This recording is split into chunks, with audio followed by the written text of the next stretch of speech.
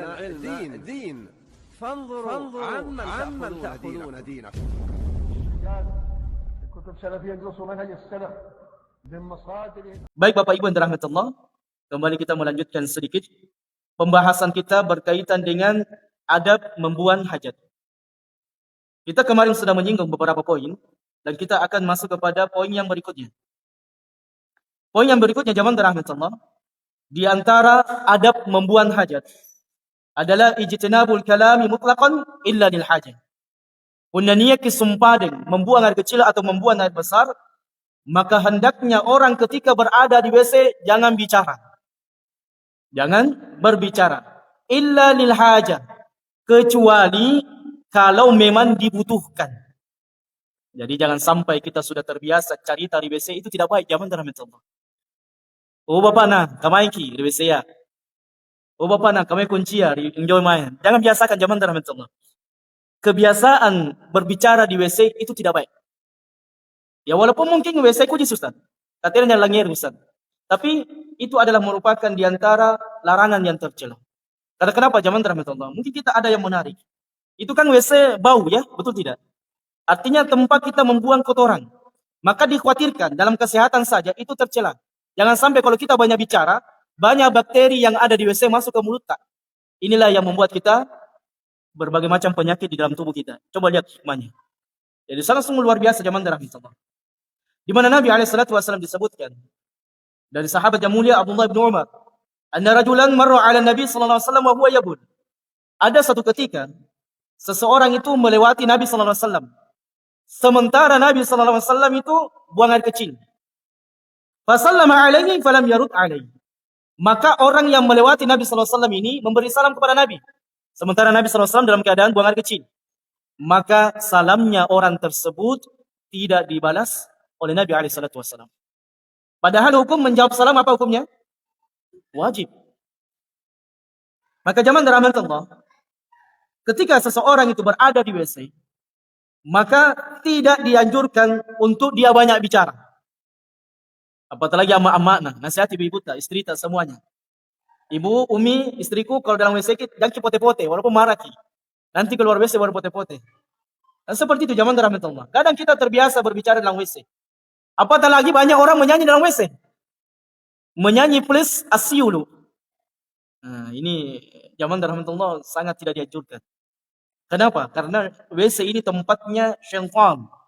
Tempatnya para iblis ya, para syaitan yang memang menyukai kotoran. Bahkan zaman rahmat Allah disebutkan dalam sebuah hadis, ketika syaitan itu mendengarkan suara azan, maka mereka lari terbirit-birit, tidak mampu mendengarkan suara azan tersebut. Dan ketika mereka berada di suatu tempat, maka tempat yang paling nyaman untuk mereka adalah WC. Tempat yang paling nyaman untuk mereka adalah WC.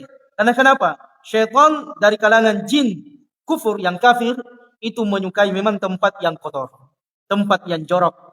Makanya seorang muslim itu hendaknya memperhatikan WC-nya. Kadang kalau kita ke rumahnya ikhwah jorok sekali. Tidak ada cerminan kebersihan dalam dirinya. Ini tidak boleh zaman rahmat Allah. Seorang muslim itu harus menampilkan penampilan yang indah. Menjaga kebersihan. Kebersihan gigi, kebersihan badan.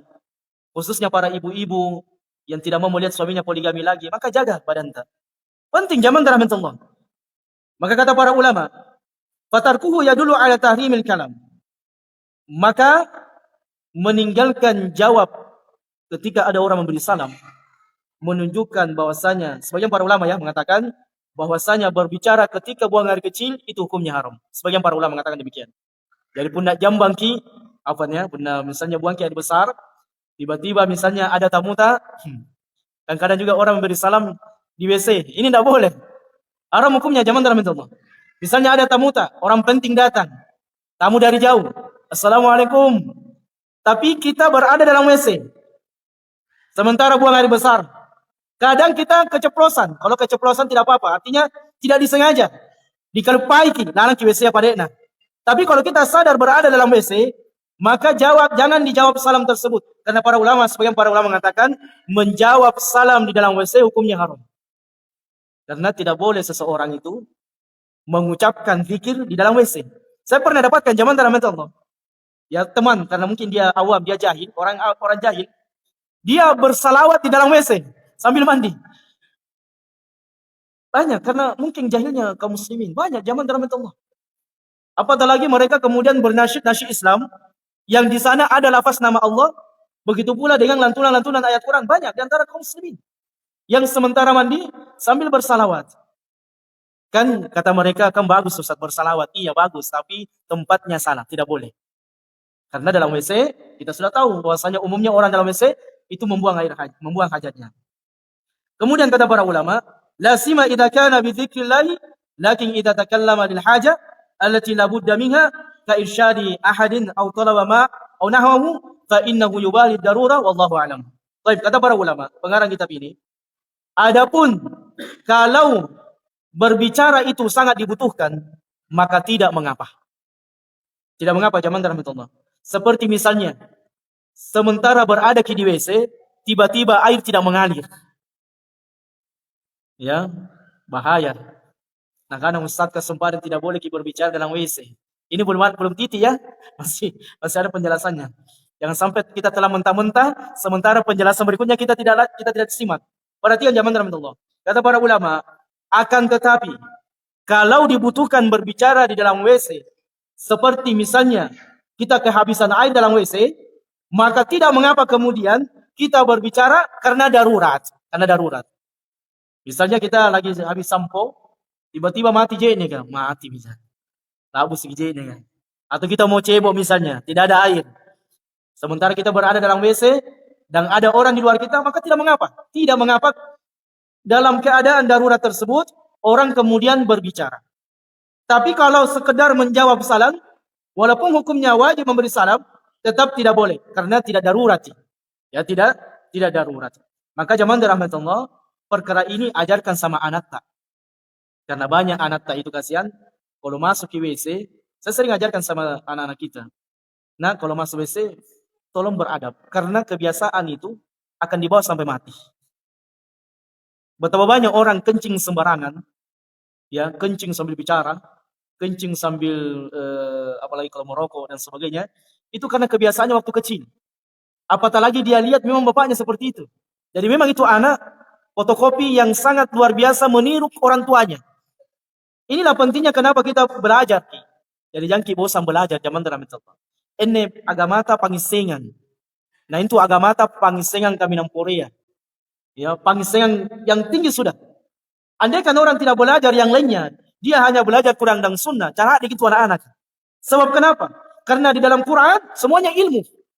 Di dalamnya adab, di dalamnya ada akidah, di dalamnya ada ilmu kedokteran, di dalamnya ada ilmu psikologi. Semuanya zaman dalam Allah. Apa kita butuhkan dalam Quran? Semuanya ada. Sampai-sampai ada satu ketika orang bertanya, dia mengatakan, wahai Syekh, bukankah Anda mengatakan apapun permasalahan hidup tak ada dalam Quran? Akan tetapi satu ketika saya mendapatkan permasalahan, saya tidak dapatkan di dalam Quran.